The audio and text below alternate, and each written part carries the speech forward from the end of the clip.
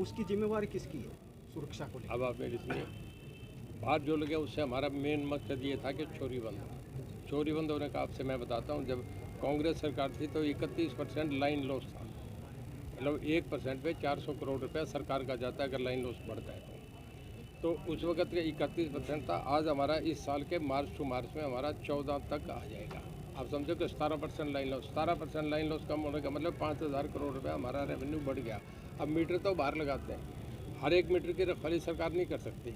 अगर ऊंचा लगा देते हैं तो फिर उसे मीटर रीडिंग में दिक्कत आती है। वो एक आप जो रीजनेबल साइज पे लगता है उस पर हम खंबे के साथ लगा देते हैं बाहर से निकाल के। इसके बाद एक एक मीटर की रखवाली कोई आप भी शरारत कर सकते हैं, मैं भी कर सकता हूँ, कोई गांव का बच्चा भी कर सकता है, कोई खुला पड़ा और पड़े, हम कोई चीज़ करते हैं, हमारे लाइनमैन उसे ठीक करते हैं, साथ के साथ ही रिकवर करते हैं। जो नोटिस में आ जाता है उसे साथ ही साथ करते हैं। पर ये बात ठीक है कि एक्सेप्शन तो है ही, कई जगह रह भी जाते हैं। सर, सात रोड का शहर की बात करें तो हजारों मीटर खुले में ऐसे खुले पड़े हैं, कोई उनकी वो कोई सुरक्षा नहीं। आपने ऐसा मेरे नोटिस में है, मैं आज ही कहता हूँ ऐसी को अगली मीटिंग में आप मिलेंगे, शायद कुछ आपकी शिकायत कम हो जाएगी। सर, सात रोड में एक मामला सामने आया था बिजली कर्मचारियों का कि वो सीढ़ियाँ लगा करके, जबकि मीटर घरों से बाहर हैं, पोलों पर लगे हुए हैं, उसके बावजूद जो है घर की महिलाओं के साथ छेड़छाड़ के इस तरह के मामले जो है सामने आ रहे हैं। ऐसा तो एक भी हुआ तो कई महिलाओं को छेड़छाड़ सात रोड का आज ही में हुआ है एक्शन, सर, आज ये ही बताओ, ये मुझे एक्शन उनकी दरख्वास्त लेके दे, मैं आज इमीडिएट डीसी एसपी से कहता हूँ, फिर ऐसी चीज़ करेंगे। मैं कहता हूँ इमीडिएट सस्पेंड करूँगा। आप मुझे एक केस दो ना, ऐसे नहीं कि मैं पोड़ी लगा के जाते हैं वो जाते हैं, ये तो चंदा मामा वाली कहानी है ना, कि हमें बताओ कैसा भी करता हूँ मैं। सर, रीडिंग को लेकर सबसे ज़्यादा समस्या रहती है, कम किसी के ज़्यादा आ रहे हैं कि सबसे ज़्यादा शिकायतें इसी की आ रही है? देखिए हम इसके लिए स्मार्ट मीटर लगाने जा रहे हैं। अभी हमने 10 लाख दिए हैं जो गुड़गांव, फरीदाबाद, करनाल, अम्बाला, पंचकुला 4 सिटीज़ में हमने लगा दिए। उसमें हमारे अभी इस तक 3,000 मीटर लगे, बाकी लग रहे हैं। जब ये लग जाएंगे तो हम 20,000 ऑर्डर, उसमें सारा ये आप कभी भी उसे बंद कर सकते हैं अपने से, जब चाहे उसे ऑन कर लें। उसमें सामने हमारे ऑफिस में भी कंट्रोल, वहाँ उसकी खबर रहती है कि कौन सा मीटर चल रहा है। उसमें हेरा फेर नहीं होगी, टोटल ट्रांसपेरेंसी है, लोगों को भी तो सिर्फ कस्टमर को भी और हमें भी हो।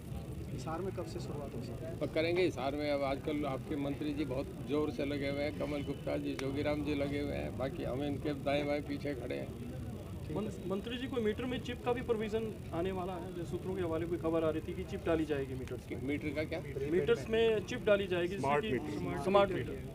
स्मार्ट मीटर जो है इसमें चिप डलेगा, जो सारी चीज़ें कंट्रोल, क्योंकि आजकल सब सॉफ्टवेयर का ज़माना आ गया तो उससे सारा ठीक होगा। मेन बात यह है कि ट्रांसपेरेंसी रहे, लोगों में कहीं कोई लुका छिपी नहीं रहे, सब बातें हैं जो सामने रहे।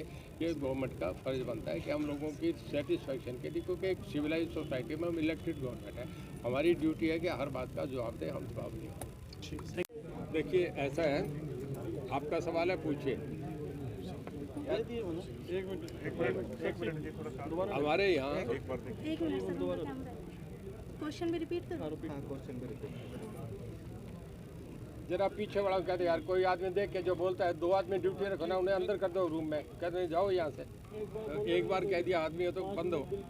सर, लगातार आरोप लग रहे हैं कि गुरमीत राम रहीम को पंजाब इलेक्शन के चलते 21 दिन की फरलो दी गई थी, तो 21 दिन की फरलो देने के पीछे का कारण क्या रहा? ऐसा मैडम, आप जेल मैनुअल देखें, जब कोई भी आदमी 3 साल से ज़्यादा सज़ा हो जाती है तो उसका अधिकार है कि वो अपना फरलो ले सकता है, सभी को मिलती है। इन्होंने इनके 4 साल हो गए जेल में, इन्होंने मांगी, इनका अधिकार था। हमारे पास सामान्य कैदी, हमारे पास बाबा राम रहीम नहीं था, राम रहीम करके एक कैदी है जेल में। लेकिन मैं रिप्लाई कर रहा हूँ, फिर आपका सवाल रहे तो मुझे बता देना। हमने इन्हें फरलो कमिश्नर ने दी। हमने, हमारा काम है, जेल का काम है, जेल की ड्यूटी पे जो कैदी आए उसे अंदर ले लो, जब वो बाहर जाए तो हम ड्यूटी तक दे देते हैं। उसका बाद एडमिनिस्ट्रेशन का काम होता है। इन पे आपका इन्हें Z+ सिक्योरिटी मिली हुई थी जिस दिन हम कैद में लेके गए, उस दिन हम अंदर लेके गए तो फिर हमारा अपना सिक्योरिटी अरेंजमेंट होता है, कोई जेल वो Z+ नहीं होती। जब बाहर आते हैं तो जिसको जो सिक्योरिटी है वो गवर्नमेंट का काम है, एडमिनिस्ट्रेशन का काम है, होम मिनिस्टर का काम है, हमारा काम नहीं होता। हमारा ड्यूटी तक रखना और बाहर करना, उसकी सुरक्षा करना, ये हमारा काम है। उस सामान्य कैदी की तरह हमारे पास नहीं। एक जेल मंत्री होने के नाते आपका क्या ओपिनियन है कि एक अपराधी को अगर Z+ सिक्योरिटी मिलने लगेगी तो आम जनता का क्या होगा? देखिए, ये कोर्ट डिसाइड करते हैं, आपका हमारा फैसला नहीं है। Z+ उसे क्यों मिली, कैसे मिली, ये सरकार तय करती है, ये मैं नहीं करता, ना हमारा जेल अधिकारी करता है।